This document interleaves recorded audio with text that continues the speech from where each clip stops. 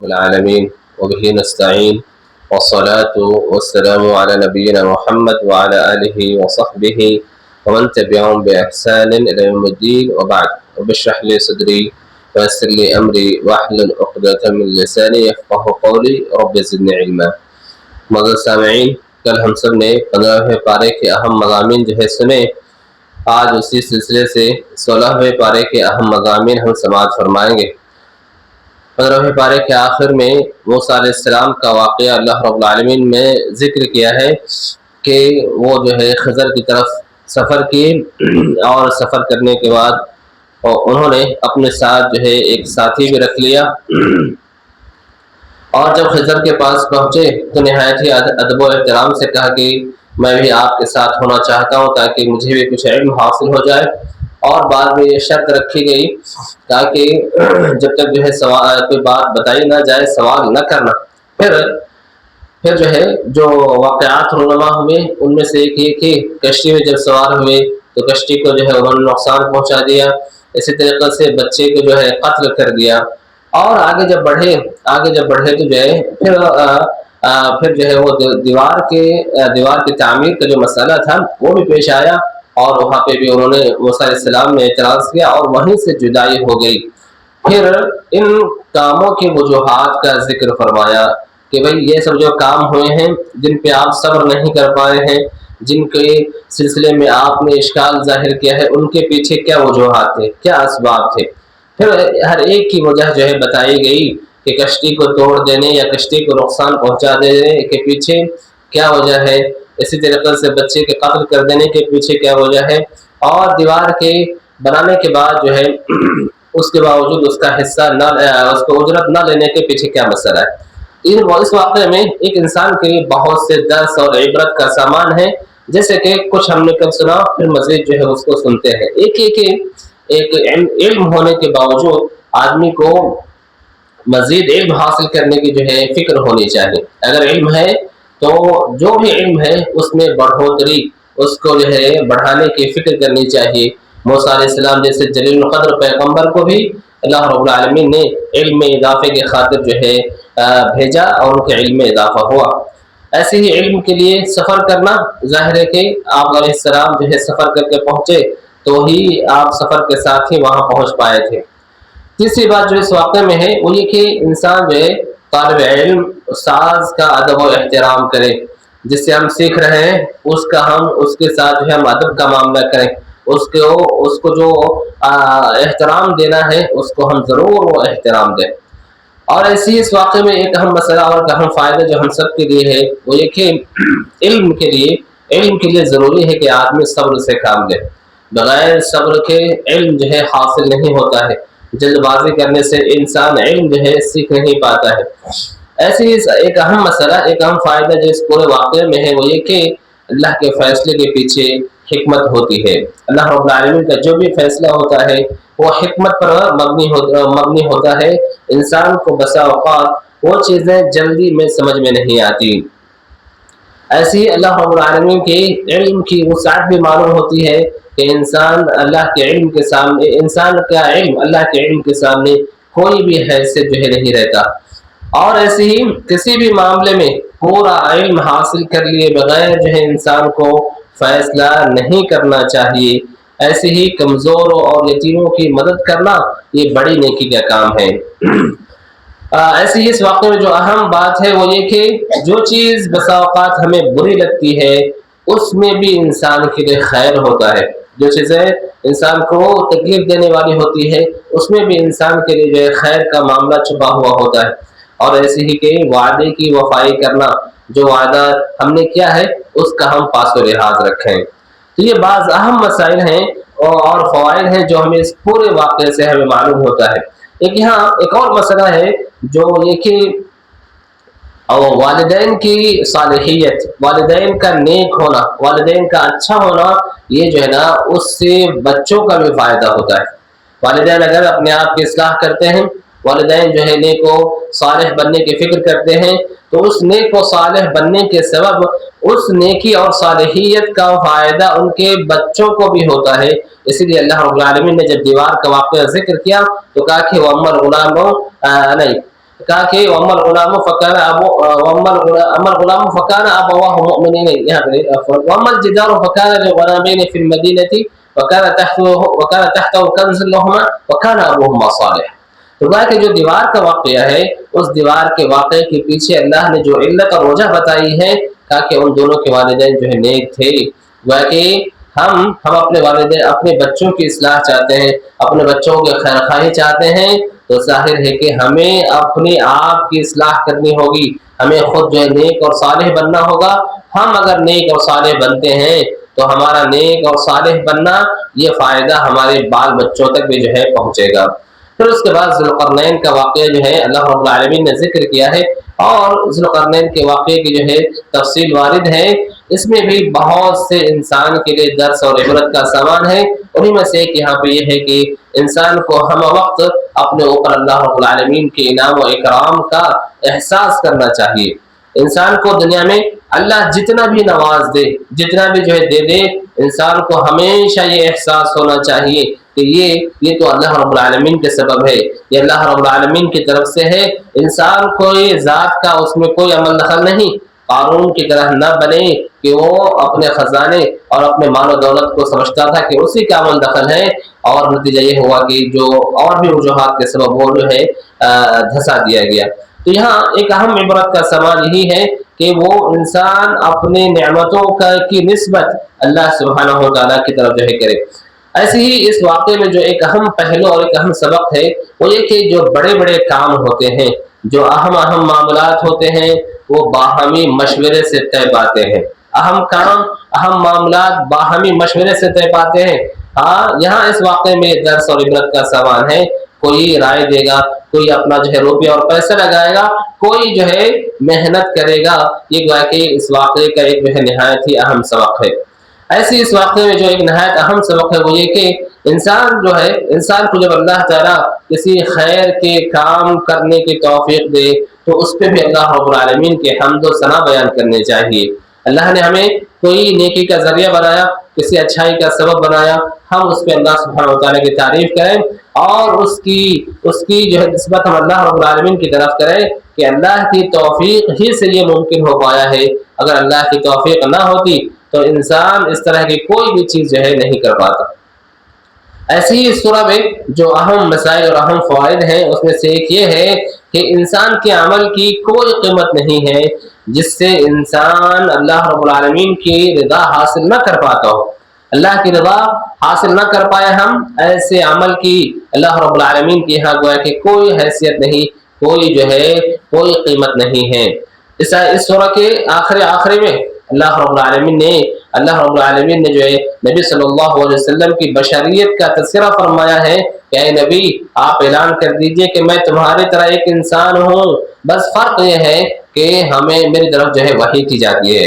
نبی کی بشریت کا مسئلہ اتنا واضح ہونے کے باوجود بہت سے لوگ نبی کو اور نہ جانے کیا کیا کہہ کر کے جو ہے بلاتے ہیں، اور نبی کے سلسلے میں کیا کچھ عقیدہ رکھتے ہیں، ان کا عقیدہ کتاب و سنت سے کتنا میل کھاتا ہے، انہیں چیک کرنے کی ضرورت ہے۔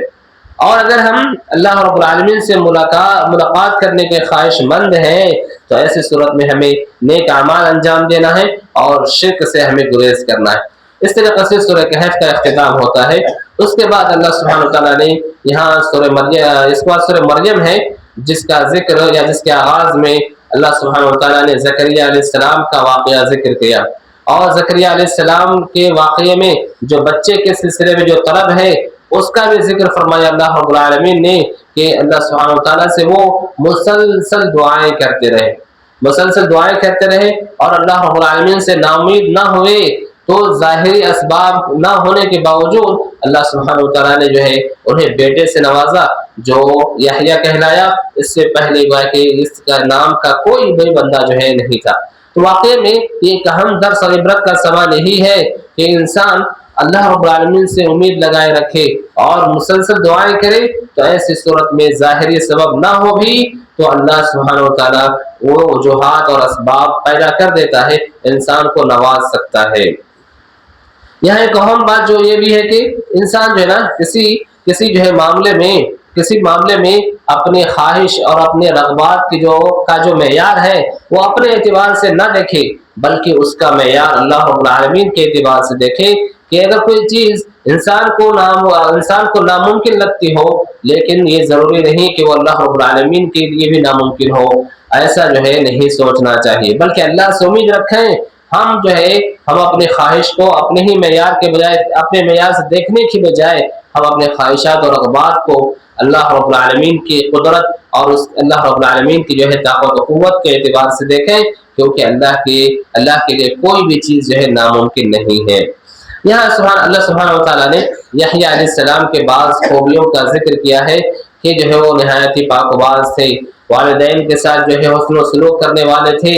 और वालिदैन के साथ हुस्न सलूक का खुसूसी जिक्र इस बात का पता देता है, या उससे ये बात हमें मालूम होती है कि वालिदैन के साथ हुस्न सलूक करना यह अंबियाए किराम अलैहिमुस्सलाम का तरीक़ा है, अंबियाए किराम अलैहिमुस्सलाम की जो है सुन्नत है।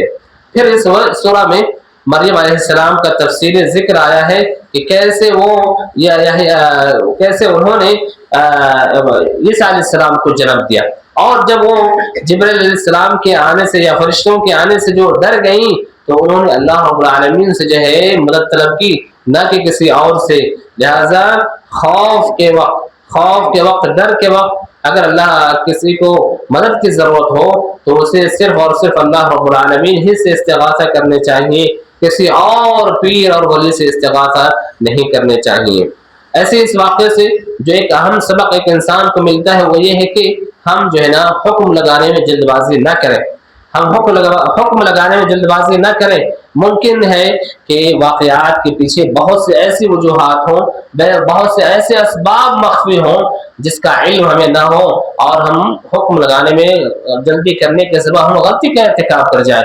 जैसे कि लोगों ने ईसा अलैहिस्सलाम के मामले में उन पे तो कुछ और ही इल्ज़ाम लगाया, जबकि हकीकत कुछ और थी। फिर यहाँ अल्लाह ने बताया कि ईसा अलैहिस्सलाम ने जो है ना बचपन ही में गुफ्तगू की, ऐसे मरहले में गुफ्तगू की जिस मरहले में इंसान उमूमी तौर पर गुफ्तगू नहीं कर पाता है, और दुनिया में जिन बच्चों ने गुफ्तगू की है बचपन ही में, गोद ही में, उनमें से गया कि आप अलैहिस्सलाम भी एक है। और जिस चीज़ का एतराफ़ किया, क़ाल इन्नी अब्दुल्लाह, कि मैं अल्लाह का बंदा हूँ, हालांकि उनकी माँ पे तो कुछ और इल्ज़ाम लग रहा था, तो वहाँ उन्होंने अब्दुल्लाह कह करके अल्लाह रब्बुल आलमीन के सिलसिले में जो है अल्लाह की उबूदियत का इजहार किया। और बाज़ चीज़ें जो अल्लाह रब्बुल आलमीन ने ईसा अलैहिस्सलाम के सिलसिले में जिक्र की, वो ये कि अल्लाह ने मुझे बाबरकत बनाया है।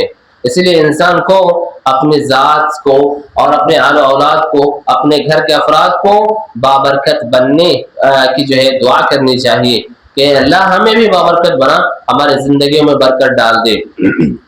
और यहाँ ईसा अलैहिस्सलाम के सिलसिले में जो दो अहम बातें आई हैं, ताकि औसानी बिस्सलाति वज़्ज़का, औसानी बिस्सलाति वज़्ज़का, गोया कि दीन में नमाज का और ज़कात का बड़ा ही जो है मकाम और मर्तबा है। दीन में नमाज और ज़कात की बड़ी ही अहमियत है।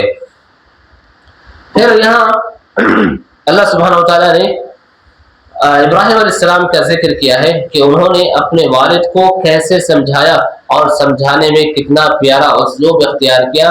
कहा कि या अबती कह करके अपने वालिद को पुकारा, जिससे एक इंसान को ये सबक मिलता है कि किसी को समझाना हो या किसी को जो है दावत देनी हो तो उसके मकाम और मर्तबे का ख्याल रख लेना चाहिए। जिसको हम बता रहे हैं, जिसकी हम इस्लाह करना चाहते हैं, जिसको हम दीन की दावत पहुंचाना चाहते हैं, हम उसके मकाम और मर्तबे का ख्याल रखें। हम उसके साथ जो है हम ज़्यादती न करें, बल्कि मुआशरे में जो उसका मकाम और मर्तबा है उसका हम पास और लिहाज रखें। और ऐसे इस वाक़े से जो एक अहम सबक है एक दावत का काम करने वालों के लिए, लोगों की इस्लाह का काम करने वालों के लिए, कि वो नरमी इख्तियार करे, रिफ्क़ जो है इख्तियार करे ना। और जो है एक अहम सबक है इसमें ये कि इंसान को अपने से छोटे से भी इल्म लेने में जो है शर्माना नहीं चाहिए। इल्म के मामले में आपसे छोटा हो के बड़ा, हम जो है उससे ज़रूर इल्म हासिल करें। हमको इल्म सीखना है तो हम ये ना देखें कि वो हमसे छोटा है, हमसे मकाम और मर्तबे में कम है, नहीं, बल्कि किसी के पास इल्म मिल रहा हो वहाँ जो है इंसान को इल्म जो है ज़रूर लेना चाहिए।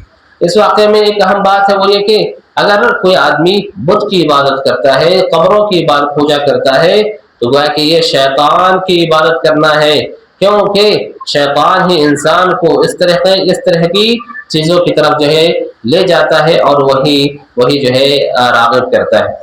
इस वाक़े में जो एक अहम इबरत का सामान है वो ये कि इंसान को शर और फसाद की जगहों से दूर रहना चाहिए। जब इब्राहिम अलैहिस्सलाम की बात उनके वालिद ने ना मानी तो कहा कि मैं तुमसे और तुम्हारी जगहों से मैं दूरी अख्तियार करता हूँ। फिर यहाँ अल्लाह सुब्हानहू व तआला ने मुख्तलिफ अंबिया किराम अलैहिस्सलाम का जिक्र किया है, मूसा अलैहिस्सलाम का जिक्र किया और मूसा अलैहिस्सलाम को जो तूर की तरफ से अल्लाह ने आवाज़ दी थी उसका भी जिक्र किया। ऐसे इस्माइल अलैहिस्सलाम का जिक्र किया और बताया कि वो अपने घर वालों को नमाज और ज़कात का हुक्म देते थे। इससे एक इंसान के लिए दर्स का मामला ये है कि हम नमाज और ज़कात के मामले में अपने घर वालों का ख्याल रखें। और ऐसे ही इस्माइल अलैहिस्सलाम की जो बात बताई गई है वो ये कि वो वादे के सच्चे थे, लिहाजा कौल हो के अमल, कौल हो के फ़िल या वादा, हर मामले में हम सच्चाई को लाजिम पकड़ें और सच्चाई को जो है इख्तियार करें। अल्लाह ताला ने हमें इसी का हुक्म दिया है, या अय्युहल्लज़ीना आमनू तक़ुल्लाह व कूनू मअस सादिक़ीन। ऐ लोगों, अल्लाह का तक़वा इख्तियार करो और सच्चों के साथ हो जाओ। अल्लाह ने यहाँ बताया कि दो वजहें ऐसी हैं जो इंसान के हलाकतों का सबब बनती हैं। एक ये कि इंसान नमाज ज़ाय करने लग जाए, और शहवात के पीछे पड़ जाए तो ये इंसान की हलाकत और बर्बादी का सबब बन जाता है। लिहाजा हम नमाज के मामले में देखें और ये देखें कि हम शहवात के किस कदर पीछे हैं। अगर हम ऐसा होता है तो वह कि ये हलाकत और बर्बादी की राह पर चलना है, जिससे इंसान को जो है इंसान को बचना चाहिए, गुरेज करना चाहिए। ऐसे ही इबादत के लिए जो चीज़ ज़रूरी है वो ये कि इंसान इबादत की राह में सब्र से काम ले और अपने नफ्स के साथ जिहाद करे, क्योंकि इबादत की राह में इंसान का नफ्स बड़ा हाइल होता है। इबादतों को न इंसान के नफ्स पे इबादतें बड़ी गिरा गुजरती हैं। इबादत के लिए इंसान को इबादत की अदायगी में भी सब्र की ज़रूरत होती है और साथ ही साथ अपने नफ्स से जो है लड़ना भी पड़ता है। अल्लाह ने बताया कि हर इंसान को क़यामत के दिन पुलसरात से जो है गुजरना होगा और वहीं जो है या तो नजात पाने वाले होंगे या तो जो है हलाक होने वाले होंगे। ऐसे ही इस सूरा में जो अहम बात हमें मालूम होती है वो ये कि हम जो है सुब्हानअल्लाह वल्हम्दुलिल्लाह वला इलाहा इल्लल्लाह वल्लाहु अकबर का एहतिमाम करें। और इस जिक्र की अल्लाह के नबी सल्लल्लाहु अलैहि वसल्लम ने मुख्तलिफ फजीलतें बताई हैं। उसी में से एक बात ये भी बताई है कि ये बाक़ियात सालिहात में से है। और इस सूरा में अल्लाह ने फरमाया वल बाक़ियातु सालिहातु खैरुन इंदा रब्बिका सवाबन व खैरुन मरद्दा, कि ये जो नेक अमाल है या बाक़ियात सालिहात हैं, इसका ये तुम्हारे रब के पास सवाब के एतबार से बेहतर है। लिहाजा हमें जो है ना इसका खुसूसी जो है एहतिमाम करना चाहिए। लोग दुनिया में जिनकी इबादत करते हैं कल क़यामत के दिन ये सब जो है दुश्मन होंगे, हाँ, और उनकी जो है इबादत का इनकार कर देंगे। अल्लाह के लिए औलाद का अकीदा रखना कि अल्लाह का औलाद है, किस कदर जो है खतरनाक अकीदा है। अल्लाह सुब्हानहू व तआला ने फरमाया कि आसमान और ज़मीन जो है फट पड़े कि वो लोग अल्लाह रब्बुल आलमीन के लिए औलाद का जो है दावा करते हैं। फिर कहा कि जो आदमी ईमान और अमल सालेह करते हैं ऐसे लोगों के लिए अल्लाह रब्बुल आलमीन लोगों के दिलों में मोहब्बत डाल देता है। यानी कि ईमान का फ़ायदा या अमल सालेह का फ़ायदा ये होता है कि लोगों के दिलों में हमारे लिए मोहब्बत जो है रख दी जाती है। इस तरीके से सूरह मरियम जो है यहाँ पे ख़त्म होती है। उसके बाद जो है सूरह ताहा का जिक्र है। सूरह ताहा के आगाज़ में अल्लाह सुब्हानहू व तआला ने मूसा अलैहिस्सलाम का जिक्र किया है और मूसा अलैहिस्सलाम के वाक़े की यहाँ पे बड़ी ही तफसीली जिक्र मौजूद है। और मदियन से जो आ रहे थे उससे जो है मूसा अलैहिस्सलाम का वाक़े का आगाज़ होता है। इसमें भी जो अहम बातें मालूम होती हैं उनमें से एक ये है कि नमाज अल्लाह रब्बुल आलमीन के ज़िक्र का सबसे अहम ज़रिया है। नमाज अल्लाह रब्बुल आलमीन के ज़िक्र का निहायत ही अहम ज़रिया है कि अल्लाह सुब्हानहू व तआला ने कहा वाक़िमिस्सलात लिज़िक्री, ایسے ہی کسی کام کے شروع کرنے سے پہلے انسان کو توفیق طلب کر لینے چاہیے، کیونکہ موسیٰ علیہ السلام کی دعا جو اللہ نے یہاں پہ بیان کی ہے وہ کہا رب اشرح لی صدری ویسر لی امری واحلل عقدۃ من لسانی یفقہوا قولی۔ اور ایسے ہی جو ہے نا دعوت میں اصلاح کرنے میں انسان جو ہے نا نرمی کا پہلو اختیار کرے، رفق کا پہلو اختیار کرے، نرمی کے ساتھ لوگوں کو سمجھائے، سختی اور جو ہے شدت جو ہے بلا وجہ اختیار نہ کرے۔ کیوں؟ کیونکہ موسیٰ اور ہارون علیہ السلام کو اللہ رب العالمین نے فرعون کے پاس بھیجا اور فرعون کو دعوت دینے کے لیے کہا فَقُولَا لَهُ قَوْلًا لَيِّنًا۔ جب فرعون جیسا ظالم و جابر اگر نرم بات کہنے کا مستحق ہے تو دیگر لوگ بدرجہ اولا جو ہے نرم گفتگو کہنے کے مستحق ہیں۔ ایسے ہی حق کے اظہار کے لیے بحث و مناظرہ کرنا اور اس کے لیے ایک دن متعین کرنا جائز و درست ہے۔ جب جو ہے فرعون کو دعوت دی گئی تو کہا کہ تمہارا جادوگر ہو اور جادوگر کے ذریعے سے مقابلہ کرانے کے لیے ایک دن متعین کیا گیا، ایک دن طے کیا۔ ایسے اس واقعے میں جو بات معلوم ہوتی ہے وہ یہ کہ جب باطل پرست، باطل پر ہونے والے، غلط چیزوں پر ہونے والے ایک ساتھ آ کر کے جو ہے حق کا مقابلہ کر سکتے ہیں تو حق پر ہونے والوں کو کس قدر ایک ساتھ ہو کر کے حق کی تبلیغ کرنے کی ضرورت ہے، حق کو اور درست بات کو ایک ساتھ مل کر کے دوسروں تک پہنچانے کے لیے کتنا زیادہ تعاون کرنے کی ضرورت ہے۔ کیونکہ جادوگر جو ہے آغاز میں کئی جادوگر آئے تاکہ موسیٰ علیہ السلام کا جو ہے مقابلہ کر سکیں، جادوگر ایمان لے آئے، پھر وہ فرعون نے ان کو دھمکی دی لیکن وہ ایمان کے سبب ان کے اندر ایسی جرأت پیدا ہو گئی کہ اس جو دھمکی کے انہوں نے اس دھمکی کو انہوں نے کوئی اہمیت نہ دی اور کہا کہ اگر تم کو ہمیں نقصان پہنچاتے ہو تو گویا کہ تم ہمارا صرف دنیا بگاڑ سکتے اور دنیا کے علاوہ ہمارا کچھ بھی نقصان تم نہیں پہنچا سکتے۔ اللہ نے بتایا کہ جس پہ اللہ کا غصہ نازل ہو گیا ظاہر ہے کہ وہ شخص ہلاک و برباد ہو گیا، لہذا اللہ کا غصہ غصہ کے جو اسباب ہیں ہمیں اس سے جو ہے گریز کرنا چاہیے، اس سے جو ہے بچنا چاہیے۔ یہاں ایک جو بات ہو اور معلوم ہوتی ہے وہ یہ کہ ہم جب باطل کا رد کرتے ہیں، ہم باطل کی تردید کرتے ہیں، باطل کو ہم غلط ٹھہراتے ہیں تو ہم اس انداز سے غلط ٹھہرائیں، اس کی تردید اس ناحیے سے کریں کہ لوگوں کو اس باطل کے سلسلے میں اطمینان ہو جائے کہ ہاں وہ غلط کام ہے۔ موسیٰ علیہ السلام نے جب سامری کے بچڑے کو جب جلایا تو کہا کہ دیکھو یہ تمہارا بچڑا ہے جس کی تم عبادت کر رہے تھے اور میں اس کو کیا کرنے والا ہوں، اس کو میں اچھے سے جلانے والا ہوں۔ لوگوں کے سامنے اس کی حقیقت کو کھولنا تھا کہ اگر واقعی حقیقت میں معبود ہوتا تو موسیٰ علیہ السلام کی اس بات پہ رد کرتا اور اپنے آپ کو بچا لیتا، لیکن بات ایسی نہیں تھی۔ ایسے ہی اللہ سبحانہ وتعالیٰ نے یہاں ذکر کیا ہے کہ قیامت کے دن ایک مومن دوسرے کے حق میں سفارش کریں گے لیکن اس کے لیے دو شرطوں کا پایا جانا ضروری ہے۔ ایک یہ کہ اللہ رب العالمین اجازت دے، اللہ کی مرضی کے بغیر قیامت کے دن کچھ بھی جو ہے نہیں ہو سکتا، اور ساتھ ہی ساتھ جس کے بارے میں سفارش ہوگی اللہ رب العالمین اس سے راضی ہوں تو اللہ کی اجازت بھی ہونی چاہیے، اور جس کے بارے میں سفارش کریں گے اس سے اللہ کا راضی ہونا بھی ضروری ہے۔ جو لوگ سفارش کے باب میں الٹی سیدھی باتیں کہتے ہیں وہ ان دونوں شرطوں کو رکھ کر کے دیکھیں کیا ان کی باتیں کتاب و سنت کے جو ہے موافق ہے یا نہیں۔ ایسے ہی علم میں اضافے کی دعا کہ انسان کو علم میں اضافے کے خاطر دعا کرتے رہنا چاہیے رب زدنی علما وغیرہ کے ذریعے سے۔ کسی کی نصیحت قبول کرنے سے پہلے ہم یہ دیکھیں کہ یہ نصیحت کرنے والا کون ہے، کیا اس کے بعد نصیحت کے زمرے میں آئے گی یا وہ نصیحت کر کے ہم کو پھنسانا چاہتا ہے، کیونکہ شیطان نے بھی آدم و حوا علیہ السلام کو کہا کہ میں تمہارا بڑا خیر خواہ ہوں۔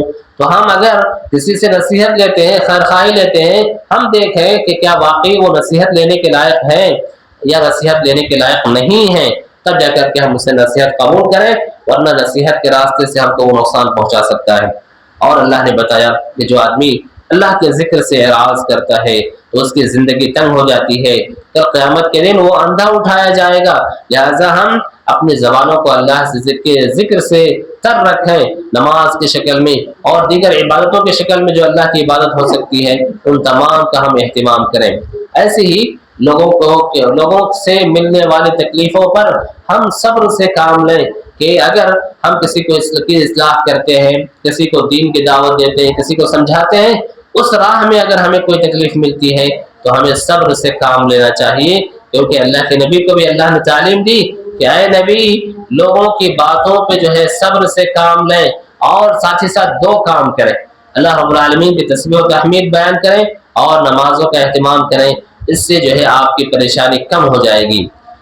ایسے ہی دنیا میں اللہ کا نوازنا، دنیا دینا، یہ جو ہے اللہ رب العالمین کی طرف سے آزمائش بھی ہو سکتی ہے، لہذا نعمتوں کے ملنے کے بعد آپ یہ دیکھیں، ہم یہ دیکھیں کیا اس سے ہم اللہ رب العالمین کا حق ادا کرتے ہیں یا اس سے ہمارے اللہ رب العالمین کے حق میں کوتاہی ہوتی ہے۔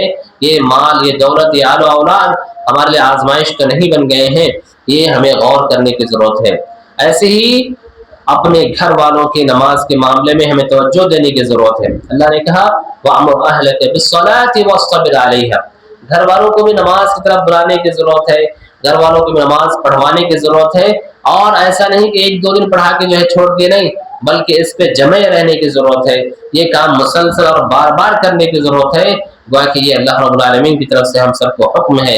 اللہ سبحانہ وتعالیٰ مجھے اور آپ سبھی کو اپنے گھر والوں کا خیال کرنے، ان کی نماز اور ان کے دیگر معاملات کی فکر کرنے کی توفیق عطا فرمائے۔ اللہم آمین۔ سبحان ربک رب العزۃ عما یصفون وسلام علی المرسلین والحمد للہ رب العالمین۔ والسلام علیکم ورحمۃ اللہ وبرکاتہ۔